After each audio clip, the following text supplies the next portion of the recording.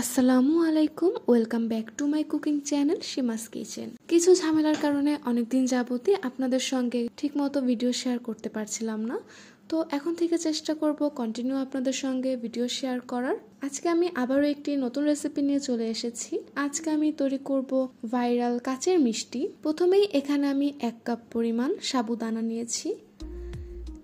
সাবুদানাগুলো আমি এখন খুব ভালো মতো পানি দিয়ে পরিষ্কার করে নিব। এভাবে পানি পাল্টিয়ে পরিষ্কার করে ধুয়ে নেওয়ার পর আমি এটা আবারও পানি দিয়ে ভিজিয়ে রাখবো 1 থেকে 2 ঘন্টার জন্য।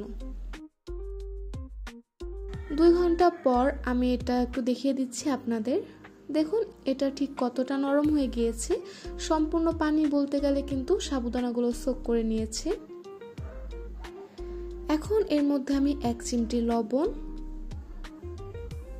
দিচ্ছি, 2 চা চামচ পরিমাণ চিনি, হাফ কাপ পরিমাণ গুঁড়ো দুধ দিয়ে খুব ভালো মতো মিশিয়ে নিব। চিনির পরিমাণ আপনারা আপনাদের পছন্দ মতো দিতে পারেন, তবে এক্ষেত্রে খুব বেশি চিনি দিব না, কারণ এটা যে আমি দুধে রান্না করব সেই দুধেও কিন্তু চিনি ইউজ করা হবে। এখন আমি হাতে ঘি নিয়ে নিচ্ছি। এভাবে আমি ছোট ছোট করে বল তৈরি করে নিব। এগুলো যেহেতু একটু আঠালো, সো ঘি ইউজ না করলে এটা ঠিক মতো বলের শেপ দেওয়া যাবে না। সবগুলো তৈরি করে নিয়েছি। আর এখানে আমি 1 লিটার দুধ জাল করে নিচ্ছি আর দিচ্ছি হাফ কাপ গুঁড়ো দুধ, দিচ্ছি 2টি এলাচ। দুধ যখন এরকম ফুটে আসবে সে পর্যায়ে আমি এর মধ্যে এই বলগুলো আমি দিয়ে দিব। বলগুলো কিন্তু তৈরি করার সময় খেয়াল রাখতে হবে যেন এর গায়ে কোনো ফাটল না থাকে। খুবই সামান্য পরিমাণ গোলাপ জল ও কেওড়া জল দিয়ে দিচ্ছি।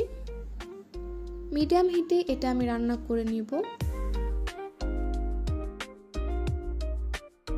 কিছুক্ষণ পর আমি এর মধ্যে দিয়ে দিব চিনি। আমি এখানে হাফ কাপ পরিমাণ চিনি নিয়েছি। আপনারা আপনাদের পছন্দ মতো চিনির পরিমাণটা বাড়িয়ে কিংবা কমিয়ে দিতে পারেন। এটা আমি এভাবে কুক করে নেব।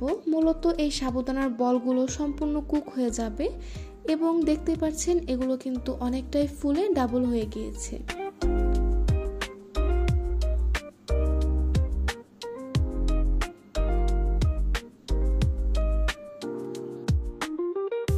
এ পর্যায়ে দিয়ে দিচ্ছি 1 চিমটি লবণ। লবণ দেওয়ার ফলে মিষ্টির ব্যালেন্সটা ঠিক থাকবে। দেখতে পাচ্ছেন এটা কতটা সফট হয়ে গিয়েছে, আর বলতে পারেন এই পর্যায়ে কিন্তু এটি সম্পূর্ণ কুক হয়ে গিয়েছে এবং ঠিক কতটা ফুলে ডাবল হয়ে গিয়েছে। দুধের পরিমাণটা একদমই ঘন হয়ে এসেছে। তো এখন আমি এটি চুলা থেকে নামিয়ে নিচ্ছি।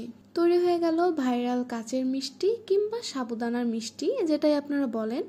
তবে এই মিষ্টিটি কিন্তু আমি ফার্স্ট টাইম তৈরি করেছি এবং ফার্স্ট টাইমে এটি কতটা পারফেক্ট হয়েছে দেখতেই পাচ্ছেন। এছাড়াও এটি খেতে খুবই টেস্টি। তো আমি আশা করব আপনারাও বাড়িতে এটি তৈরি করবেন এবং কেমন হলো অবশ্যই আমার কমেন্ট বক্সে জানাবেন।